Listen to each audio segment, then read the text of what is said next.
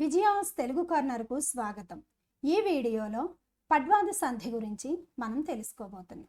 పడ్వాది సంధి ముందుగా ఇక్కడ కొన్ని ఉదాహరణలను గమనించే ప్రయత్నం చేద్దాం.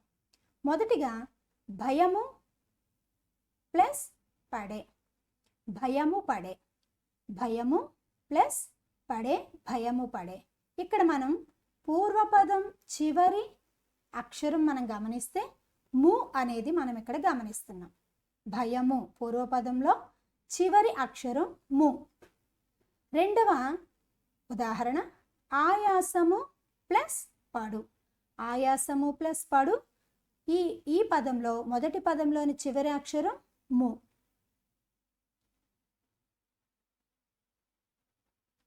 ఆయాసము ప్లస్ పడు. ఇక్కడ కూడా మొదటి పదం చివర ము వర్ణం మనం చూస్తున్నాం. మూడవ ఉదాహరణ సిద్ధము ప్లస్ పరచు.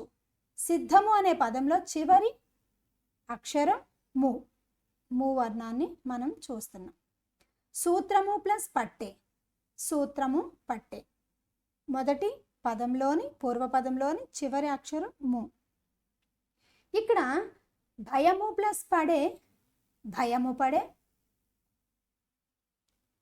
భయము ప్లస్ పడే. దీన్ని మనం మూడు విధాలుగా ఇక్కడ మనం కలిపినప్పుడు మనం గమనించగలం. భయము ప్లస్ పడే, భయపడే, భయపడే అన్నప్పుడు ము వర్ణకం మనకి ఇక్కడ లోపించింది. రెండవదిగా భయం పడే. ఇక్కడ మనం గమనించినట్లయితే భయం పడేలో మనం ఏం గమనిస్తున్నామంటే ఇక్కడ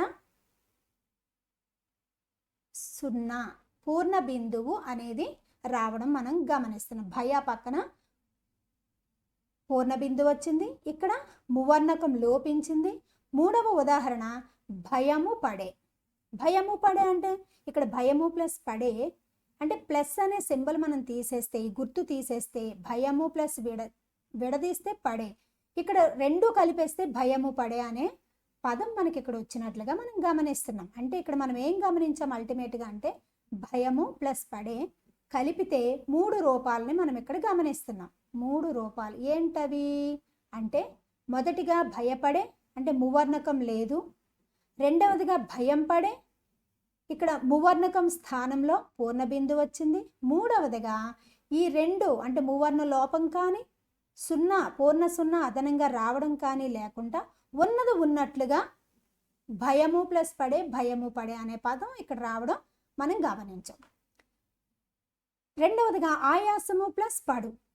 ఇక్కడ కూడా అదే విధంగా మనం గమనించినట్లయితే విద్యార్థులు గమనించండి. మొదటిగా ఏం రావాలి మనకి ఆయాసము ప్లస్ పడు, మువర్ణకం తొలగిస్తే మనకి ఏమొస్తుంది ఆయాస పడు అంటే మువర్ణకం తొలగించాలి.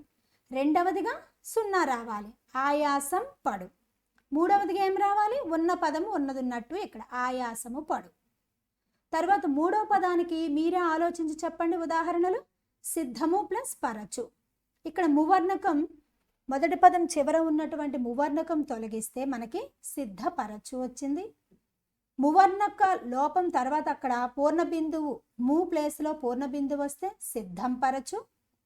మూడవదిగా సిద్ధము ప్లస్ పరచు కలిపి రాసేస్తే ఉన్నది ఉన్నట్లుగా సిద్ధము పరచు అనేది మనం అక్కడ గమనించగలుగుతున్నాం కదా. ఇక్కడ కూడా మూడు రూపాలు మనం గమనించాం. ఇక్కడ కూడా ఆయాసము ప్లస్ పడు, ఆయాసపడు, ఆయాసం పడు, ఆయాసము పడు ఉన్నది ఉన్నట్లు రావడం మనం గమనించాం. ఇక నాలుగవ ఉదాహరణ సూత్రము ప్లస్ పట్టే. ఇప్పటికే మీకు అర్థమై ఉండాలి. ఇక్కడ మువర్ణ లోపం అయితే సూత్ర పట్టే, మువర్ణం ప్లేస్లో సున్నా అంటే పూర్ణ బిందువు పెడితే సూత్రం పట్టే, ఉన్నది ఉన్నట్లుగా రాస్తే సూత్రము పట్టే. ఈ విధంగా ఈ ఉదాహరణలను మనం గమనించినట్లు అయితే మూడు విధాలుగా ఈ పదం యొక్క రూపం మారడం మనం గమనిస్తున్నాం. దీనికి పడ్వాది సంధికి ఒక ఉదాహరణ ఉంది. ఈ ఉదాహరణలు మనం చూసాము. ఇప్పుడు దీన్ని సూత్రం ప్రకారం మనం అర్థం చేసుకునే ప్రయత్నాన్ని చేద్దాం. ఇక్కడ సూత్రం చూద్దాం. ప్రతి సంధికి ఒక సూత్రం ఉంటుంది కదా. ఇక్కడ పడ్వాది సంధి సూత్రం ఏంటంటే పడ్వాదులు పరంబగునప్పుడు, పడ్వాదులు పరంబగునప్పుడు, పరంబగడం అంటే ఈ విధంగా రెండో పదంగా రావడం. ఇక్కడ సూత్రము ప్లస్ పట్టే అంటే ప్లస్ తర్వాత కుడివైపు అంటే పరపదంగా రావడం. బాగా గమనించండి. పరపదంగా ఏమొస్తాయి అంటే పడ్వాదులు వస్తాయి.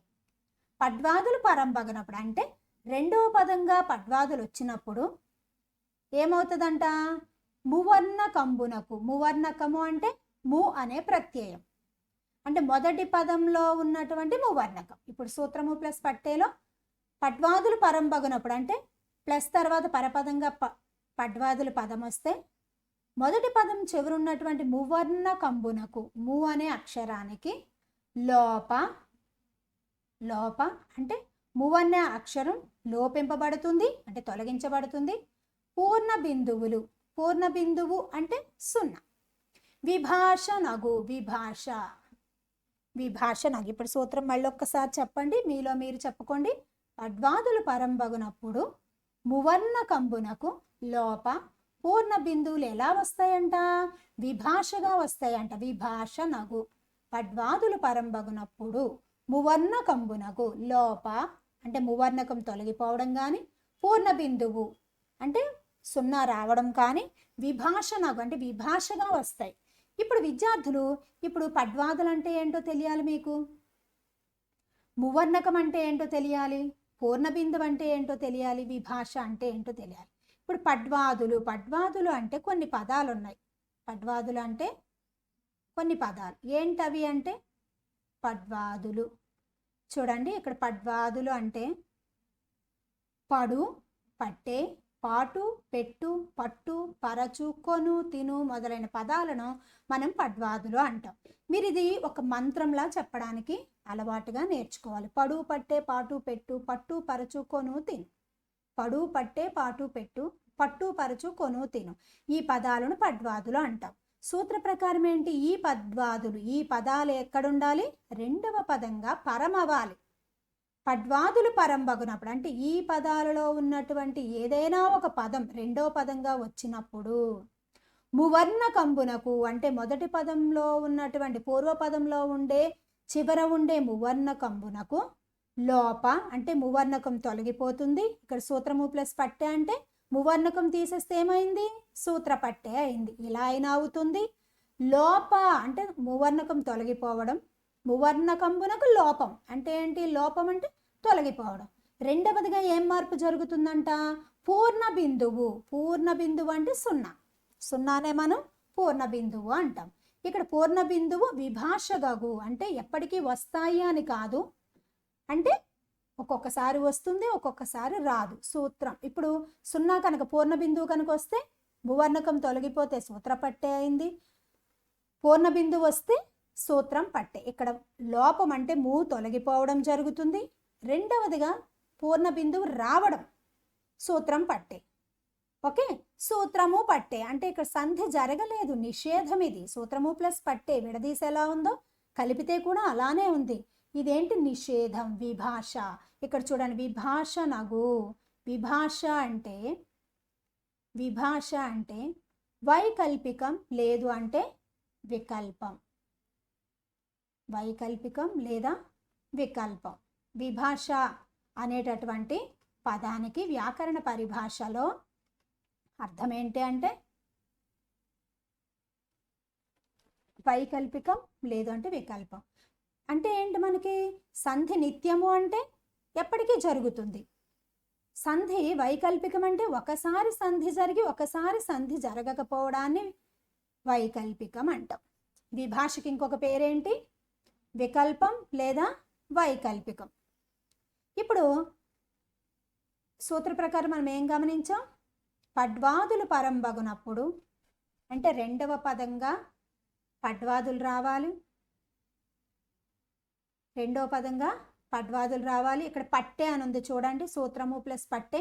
పట్టె అనేది పడ్వాదుల్లో ఉందా లేదా మీరు గమనించండి. పడు, పట్టె, పాటు, పెట్టు, పట్టు, పరచు, కొను, తిను పట్టె ఉంది. పడ్వాదులు ఇలా పరమైనప్పుడు మువర్ణకంబునకు లోప అంటే సూత్రము మొదటి పూర్వపదంలో ఉండేటటువంటి మువర్ణకం అంటే మొదటి పూర్వపదం చివర ఖచ్చితంగా ము అనే అక్షరం వస్తుంది పడ్వాది సంధిలో. ఆ మువర్ణకం ఏమవుద్ది?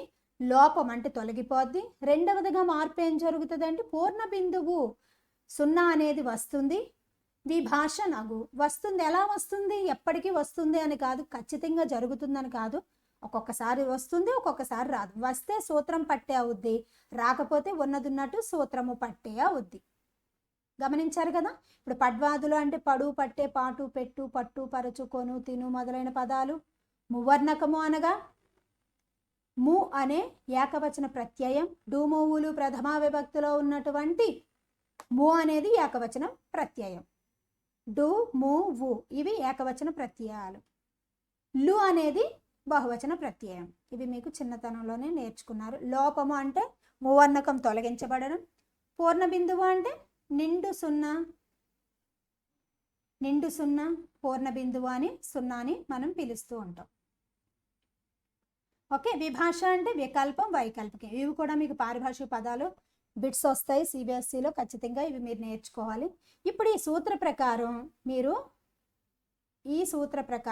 మీరు ఈ పదాలను గమనించినట్లయితే సిద్ధము ప్లస్ పరచు సిద్ధపరచు, మువర్ణకం తొలగిపోతే సిద్ధపరచు, సున్నా వస్తే సిద్ధం పరచు, ఇక్కడ సంధి జరగకపోతే సిద్ధము పరచు అంటే ఉన్నదున్నట్లుగా వస్తుంది. ఇది విభాషగా జరగడం. ఇప్పుడు నెక్స్ట్ మిగిలిన ఇక్కడ భయము ప్లస్ పడే. ఇక్కడ పడు, పట్టే, పాటు, పెట్టు, పట్టు, పరచు, కొను, తిను మొదలైన పడ్వాదులు పరమైనప్పుడు మొదటి పదంలోని మువర్ణకం ఒకసారి లోపిస్తుందని, మరొకసారి ఇంకొకసారి ఏమొస్తుంది పూర్ణ బిందువు వస్తుందని, ఇలా లోప పూర్ణ బిందువులు రానిచో సంధి వికల్పంగా జరుగుతుంది. వికల్పం వైకల్పికం అంటే ఒక్కొక్కసారి సంధి జరుగుతుంది, ఒక్కొక్కసారి జరగదని అర్థం. జరుగుతుందని ఈ సూత్రం యొక్క అర్థం. ఇక్కడ భయము ప్లస్ పడే. భయము ప్లస్ పడేలో రెండవ పదమైన పడే అంటే పరపదంలో ఉండే పడే. ఇది పడే, పట్టు, పాటు, పెట్టు అంటే పడ్వాది పదమే కదా. ఇది పడే పరం కావడం వల్ల మొదటి పదమైన భయము, ఈ భయములోను పూర్వపదంలో ఉన్నటువంటి చివరి మువర్ణకంలోని చివరి ప్రత్యయమైన ము లోపించి భయపడే అయింది. భయము ప్లస్ పడే ము తొలగిస్తే భయపడే అయింది. ఇది ఒక రకంగా జరిగింది. పూర్ణ బిందువు వస్తే రెండవదిగా ఏం మార్పు వస్తుంది? ము తొలగిపోతే అది మొదటి పదం భయపడే. రెండవదిగా మార్పు సున్నా వస్తే భయం పడే. ఈ లోప పూర్ణ బిందువులు రానిచో ఉన్నదున్నట్లే భయము పడే అనే రూపమే ఉంటుంది. అంటే ఎలాంటి మార్పు ఇక్కడ జరగదు. మిగిలిన ఉదాహరణలన్నీ కూడా ఈ విధంగానే మీరు గ్రహించాలి. ఓకే. ఇక పడ్వాది సంధికి రెండవ సూత్రం కూడా ఉంది. ఈ సూత్రాన్ని మనం గమనిద్దాం. ఈ సంధి కార్యం ఏ సంధి కార్యం? మువర్ణ లోపం జరగడం, పూర్ణ బిందువు రావడం, విభాషగా జరగడం. ఈ సంధి కార్యం కర్తృవాచ మువర్ణకమునకు కలుగదు. కర్తృవాచ మువర్ణకమునకు కలుగదు. కర్తృవాచ మువర్ణకమునకు కలుగదు అంటున్నారు. అంటే మువర్ణ లోపం కర్తను తెలిపే పదాలకు కలగదని అర్థం. సింపుల్. ఇది ఎక్కువగా సిబిఎస్ఈలు ఎలా అడుగుతారంటే ఈ సంధి కార్యం కర్తృవాచ మువర్ణకమునకు కలుగదు. ఈ సూత్రం ఏ సంధికి చెందినది? ఇది చూడగానే మీరు ఇది పడ్వాది సంధి అని రాయాలి. ఇంకొకటి ఈ సంధి కార్యం కర్తృవాచ మువర్ణకమునకు కలుగదు. ఈ సూత్రానికి చెందిన ఉదాహరణను గుర్తించండి అని ఇస్తూ ఉంటారు ఎక్కువగా సిబిఎస్ఈ మోడల్ పేపర్స్లో బిట్స్. అంటే ఏంటి? ఈ సంధి కార్యం అంటే మూవర్ణ లోపము పూర్ణ బిందువు రావడం అనేటటువంటి మార్పులు అనేవి ఎక్కడ కలగవంట? మొదటి పదం గజము ప్లస్, ఇక్కడ ఉదాహరణలు గమనిస్తే మీకు అర్థమవుద్ది. గజము ప్లస్ పడియే. చూడండి రెండవ పదం పడియే, పడియే కూడా పడ్వాది పదమే. పడియే, పడి సేమే. ఇలా రెండవ పదం పరపదం పడ్వాది పదం వచ్చింది. మొదటి పదంలో మువర్ణకం ఉంది. ఇది పడ్వాది సంధికి చెందిన ఉదాహరణే. కానీ ఇక్కడ గజము ప్లస్ పడియే, గజము, మకరము ప్లస్ పడియే, హయము ప్లస్ పడియే. ఇవేంటి? గజము అంటే ఏనుగు కదా, అంటే కర్త. ఓకే. గజము పడియే, గజము పడియే అంటే మొదటి పదం దేనిని తెలియచేస్తుందంటే కర్తృవాచకాన్ని తెలియచేస్తుంది. కర్తను తెలియచేసే పదమే కర్తృవాచ. కర్తృవాచకం అంటే కర్తను తెలియచేసేది. గజము అనేది కర్త. అక్కడ పడిన వాళ్ళు ఎవరు అని మనం ప్రశ్నించుకుంటే గజము పడియే. ఇలా కర్తృవాచక మువర్ణకమునకు కలుగదు. అంటే మువర్ణ లోపం కర్తను తెలిపే పదాలకు కలగదు అని మీరు గుర్తుంచుకోవాలి. పడ్వాది సంధి పదాలు అయినప్పటికీ రెండవ పదం అంటే పరపదంలో పడియే, పడు ఇలా వచ్చినప్పటికీ మొదటి పదం కనుక కర్తను తెలియచేసే పదాలు అయితే కనుక ఇక్కడ ఉన్నది ఉన్నట్టే సంధి జరుగుతుంది తప్ప ఇందులో మువర్ణం లోపం కానీ పూర్ణ బిందువు రావడం కానీ జరగదు అని మీరు గుర్తుపెట్టుకోవాలి. ఈ సంధి కార్యం కర్తృవాచక మువర్ణకమునకు కలుగదు. క్రింది వాటిలో ఈ సూత్రానికి చెందిన ఉదాహరణ అన్నప్పుడు మీరు ఎలాంటి ఉదాహరణను మీరు గుర్తుపెట్టుకోవాలి. అప్పుడు మొదటి సూత్రానికి సంబంధించిన పదాలు 3 ఇచ్చి ఈ సూత్రానికి సంబంధించిన పదాన్ని 1 ఇవ్వడం జరుగుతుంది. అప్పుడు మీరు బాగా గమనించుకొని కర్తను తెలియచేసే పదం మొదటి పదంలో ఉంది కాబట్టి ఈ సూత్రానికి చెందిన పదం ఇదే అయి ఉంటుందని మీరు గమనించుకోవాలి. గజము ప్లస్ పడియే ఉన్నది ఉన్నట్లుగానే గజము పడియే వచ్చింది. ఇందులో ఎలాంటి మార్పు జరగదు. మకరము ప్లస్ పడియే, మకరము పడియే. హయము ప్లస్ పడియే, హయము పడియే. అశ్వము ప్లస్ పడియే, అశ్వము పడియే. తురగము ప్లస్ పడియే, తురగము పడియే. ఈ ఉదాహరణలు అన్ని గుర్తుపెట్టుకోండి. ఇవన్నీ ఏ సూత్రానికి సంబంధించినవంటే 2వ సూత్రానికి సంబంధించినవి. పడ్వాది సంధి. పడ్వాదులు అంటే ఏంటో చెప్పుకున్నాం మనము. పడ్వాదులు అంటే పడే, పడు, పడు, పట్టే, పాటు, పెట్టు, పట్టు, పరచు, కొను, తిను మొదలైనవి పడ్వాది పదాలు. ఇందులో ఏం జరుగుతుందంటే ప్రధానంగా మొదటి పదం మువర్ణకం చివరుంటుంది. 2వ పదంగా పరపదంగా పడ్వాదుల్లో ఉన్న పదాలు వస్తాయి. అందులో మొదటి మార్పు మువర్ణకం తొలగిపోయి వస్తుంది. 2వ మార్పు పూర్ణబిందు వస్తుంది. విభాష అంటే వికల్పం, వైకల్పికం. ఈ సంధికి చెందినటువంటి ఉదాహరణలు మనం మొదట్లో చెప్పుకున్నాం.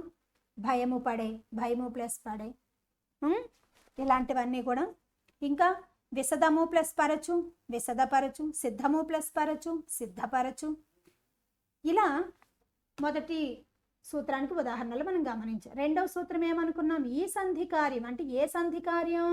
మువర్ణ లోపం, పూర్ణ బిందువు, విభాషగా వచ్చేటటువంటి కార్యం దేనికి జరగదు? కర్తృవాచ మువర్ణకమునకు కలగదు. అంటే మొదటి పదం గజము ఉందంటే ఇది కర్తృవాచక మువర్ణకం కాబట్టి కర్తను తెలియచేసే పదంగా ఉన్నటువంటి పదంలో మువర్ణకానికి లోపం అనేది జరగదు, పూర్ణ బిందువు రాదు అనేటటువంటి సూత్రానికి ఈ ఉదాహరణలు. నెక్స్ట్ ప్రీవియస్ బోర్డ్ ఎగ్జామ్ పేపర్స్లోంచి చాలా బిట్స్ అన్ని నేను గ్యాదర్ చేశాను. అవన్నీ మీరు రివిజన్ చేస్తే బోర్డ్ ఎగ్జామ్ ఖచ్చితంగా మీరు మార్కులు సంపాదించుకోవచ్చు. ఇప్పుడు అవేంటో చూద్దాం. Previous board exam bits for revision. ఇంతవరకు మీరు విన్నది ఎంతవరకు అర్థమైందో ఇప్పుడు మీకు మీరే రివిజన్ టెస్ట్ పెట్టుకోవచ్చు. సుఖపెట్టు, సుఖము ప్లస్ పెట్టు, సుఖపెట్టు. ఇది ఏ సంధికి చెందిన ఉదాహరణ? సుఖపెట్టు చూడగానే పెట్టు అనేది మీకు ఏ పదం? పడ్వాది పదాల్లో పదం కాబట్టి విడదీసినప్పుడు ఏం రావాలి? సుఖము ప్లస్ పెట్టు, సుఖపెట్టు. ఏ సంధి అవుద్ది? పడ్వాది సంధి. నెక్స్ట్ విభాష అనగా ఏమిటి? విభాష ఒకసారి సంధి జరిగి ఒకసారి సంధి జరగకపోతే విభాష. దాన్ని ఏమంటాము? వైకల్పికం, వికల్పం అంటాం. ప్రవృత్తి అంటే సంధి జరగడం, అప్రవృత్తి అంటే సంధి జరగకపోవడం. ఆ పారిభాషిక పదాలు కూడా మీరు గుర్తుపెట్టుకోవాలి. నెక్స్ట్ పడ్వాదులు అనగా ఏంటి? ఏమి, ఏది, ఏవి, పేద, బీద, జవ, పడు, పట్టు, పడియే, పిడుగు, పగలు, బయలు. ఇక్కడ పడ్వాది పదాలు అన్నీ ఇవ్వకపోయినప్పటికీ ఎక్కువ పదాలు ఎందులో అయితే వరుసగా మంచిగా ఇస్తాడో దాన్ని మీరు గుర్తుపెట్టుకోవాలి. ఒక్కొక్కసారి వేరే ఆప్షన్లో పడు, పట్టు, పడియే ఇచ్చి ఇంకో 2 వేరే పదాలు ఇవ్వచ్చు. ఇంకొక దాంట్లో పడు, పట్టు, పడియే, సిద్ధము ఇలా ఇవ్వచ్చు. అలా మీరు ఎక్కువ పదాలు ఎందులో వచ్చాయో దాన్ని మీరు గుర్తుపట్టాలి. ఈ కార్యము కర్తృవాచక మువర్ణకమునకు జరగదు. ఈ సూత్రం ఏ సంధికి చెందినది? పడ్వాది సంధిలో 2వ సూత్రం. అంటే గజము ప్లస్ పడియే ఇలా చెప్పుకున్నాం కదా. అంటే మార్పు అనేది జరగదు. కర్తను తెలియజేసే పదాలకు మువర్ణ లోపం జరగదు. అశ్వము ప్లస్ పడియే ఈ పదం క్రింది సూత్రములలో దేనికి చెందినది? బాగా గమనించండి. ఈ కార్యము కళలగు క్రియల మీద సహితము గానం బడియడు. అంటే ఈ సంధి కార్యం కళలైన క్రియాపదాల మీదనున్న పరుషములకు కూడా కనిపిస్తుంది. ఇది గసడదవాదే సంధిలో ఉన్న సూత్రం. తెనుంగు మీద సాంస్కృతిక పరుషములకు గసడదవలు రావు. ఇది కూడా గసడదవాదే సంధికి చెందినది. ఈ కార్యము కర్తృవాచి మువర్ణ కంబునకు కలుగదు. ఇది పడ్వాది సంధిలో 2వ సూత్రం. అందదుకు ప్రభృతులు యథాప్రయోగంబుగా గ్రాహ్యంబులగు. ఇది మన సిలబస్లో లేనే లేదు. ఇది ఆమ్రేడితి సంధికి చెందిన సూత్రం. 6 ఈ కార్యము కర్తృవాచి మువర్ణ కంబునకు కలుగదు. ఈ సూత్రమునకు చెందిన ఉదాహరణ ఏది? మ్యాక్సిమం ఇలానే ఎక్కువ అడుగుతూ ఉంటాడు. ఈ సూత్రం ఇచ్చి కింద ఏవైనా ఎగ్జాంపుల్స్ ఇస్తాడు. కర్తృవాచి మువర్ణకాన్ని మీరు గుర్తుపెట్టాలి. ఖర్చు పెట్టు, హయము పడియే విశదపరచు ఆ మరియు ఈ, విశదము ప్లస్ పరచు ఇది కూడా పడ్వాదియే, కన్ఫ్యూజ్ అవ్వద్దు. హయము ప్లస్ పడియే హయము పడియే, ఇది మొదటి పదం క్రియను తెలియచేస్తుంది కాబట్టి ఈ పదం కరెక్ట్. హయము పడి ఇది ఏ సంధి? హయము పడి, పడి చూడగానే పడి పట్టు పాటు ఇవి చూడగానే మీరు అది పడ్వాది పదం కాబట్టి పడ్వాది సంధి అని మీరు వెంటనే గుర్తించగలగాలి. పడ్వాదులు పరంబగునప్పుడు మువర్ణ కంబునకు లోప పూర్ణ బిందువులు విభాషణగు పై సూత్రమునకు తగిన ఉదాహరణ రాయండి. ఇది మొదటి పడ్వాది సంధిలో మొదటి సూత్రానికి చెందిన ఉదాహరణను మనం గమనించాలి. ఓకే, గజము పడియే అశ్వము పడియే హయము పడియే ఇవన్నీ రెండవ సూత్రానికి చెందినవి. అంటే మొదటి పదాలన్నీ కర్తను తెలియచేస్తున్నాయి. గజము అశ్వము హయము ఇవి కర్తను తెలియచేస్తున్నాయి. ఇందులో మువర్ణ లోపం జరగదు. ఇది మొదటి సూత్రానికి సంబంధించిన మువర్ణ కంబునకు లోప పూర్ణ బిందువులు విభాషణగు అంటే కష్టము ప్లస్ పడు, కష్టపడు, కష్టం పడు కాబట్టి కష్టపడు అనేది రైట్ ఆన్సర్. 9 పడు పట్టే పట్టు పాటు పెట్టు సిద్ధపరచు కొను తిను విను చను మొదలైన పదాలను ఏమంటారు? పడ్వాదులు. సరళాలు అని వేటిని అంటారు? పరుషాలు అని వేటిని అంటారు? సంయుక్తాలు అని వేటిని అంటారు? 23-24 పేపర్లో పరుషాలు, పరుషాలు అంటే కఠినంగా పలికేవా తేలికగా పలికేవా ఇలా అడిగాడు. ఓకే, కచ్చడి తపాలు పరుషాలు, కచ్చడి తపాలు అని ఇచ్చేసి వాటిని ఏమంటారు? లేదంటే కింది వాటిలో పరుషాలు ఏవి కచ్చడి తపాలు ఇవ్వచ్చు. లేదంటే కఠినంగా పలికే వాటిని ఏమంటారు? పరుషాలు. తేలికగా పలికేవి సరళాలు. పడ్వాదులు అంటే పై పదాలన్నీ కూడా పడ్వాదులకి పడ్వాది పదాలు. ఈ సంధికార్యం కర్తృవాచి మువర్ణకమునకు కలగదు అంటే మువర్ణ లోపం కర్తను తెలిపే పదాలకు కలగదని అర్థం. పై సూత్రానికి చెందిన ఉదాహరణను గుర్తించండి. అంటే పడ్వాద సంధిలో రెండవ సూత్రానికి సంబంధించినట్టు భయము ప్లస్ పడు భయపడు ఇది కూడా పడ్వాదియే కానీ మొదటి సూత్రానికి సంబంధించినది. కష్టము ప్లస్ పడు కష్టపడు మొదటి సూత్రానికి సంబంధించినది. భంగము ప్లస్ పడు భంగపడు మొదటి సూత్రానికి సంబంధించినది పడ్వాది సంధి. హయము ప్లస్ పడియే హయము పడియే ఇది కర్తను తెలియచేసే మువర్ణం కాబట్టి దీనికి లోపం జరగదు. నివ్వెరపాటు ఈ పదము ఏ సంధికి చెందినది? నివ్వెరపాటు, నివ్వెరము ప్లస్ పాటు నివ్వెరపాటు పడ్వాది సంధి.